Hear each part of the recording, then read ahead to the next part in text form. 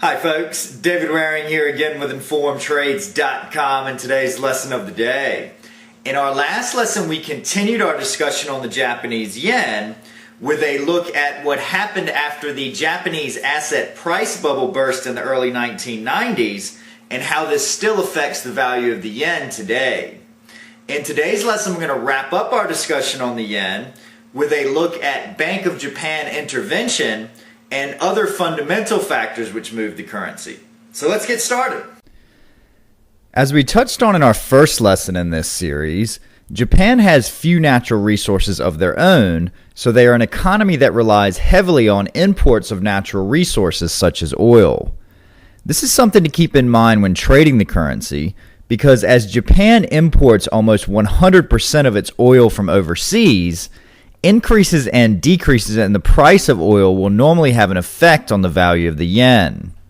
The second thing that is important to keep in mind is that the Japanese economy relies heavily on exports such as cars and electronics to grow their economy.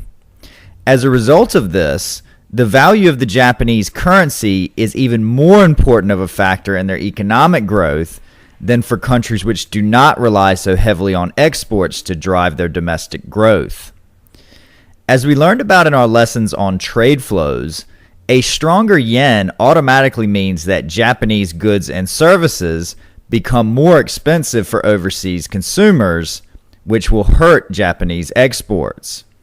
To keep the yen from rising to the point where it would hurt the Japanese economy, the Bank of Japan is therefore notorious for intervening in the foreign exchange markets, which can send the value of the yen plummeting.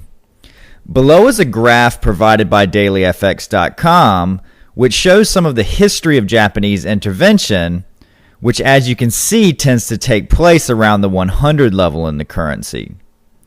As the Bank of Japan has been so effective with intervention in the past, it has gotten to the point now where all they need to do is talk of intervention, something called verbal intervention, to send the yen-based pairs rocketing higher. As with all the currency pairs we are studying, there are many economic indicators which affect the value of the yen that we could spend much time discussing. As we have already covered the major indicators for the US in Module 8 of our Basics of Trading course, and as the indicators in Japan are much the same, in the interest of maximizing our learning time, I'm going to point you towards two free sites for more information. The first is www.fxwords.com and their economic indicator page for Japan, the link to which you can find below this video. As you can see here, they provide not only the definition of the indicator by clicking on the link, but also the relative importance of the indicator to the market indicated by the stars, the time that it's normally released, as well as links where you can go to find out more information.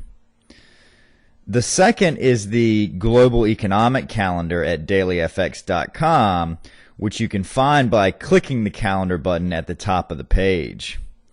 As you can see here, they also provide all the relevant economic data for Japan, which is released that day by date and time, the relative importance to the market, the forecast, the previous number, and the actual number after it comes out. You can also click on the link for any of the indicators for a definition, relevance indicated by stars, and links for more information there. Okay, so that's our lesson for today, and that wraps up our series on the yen.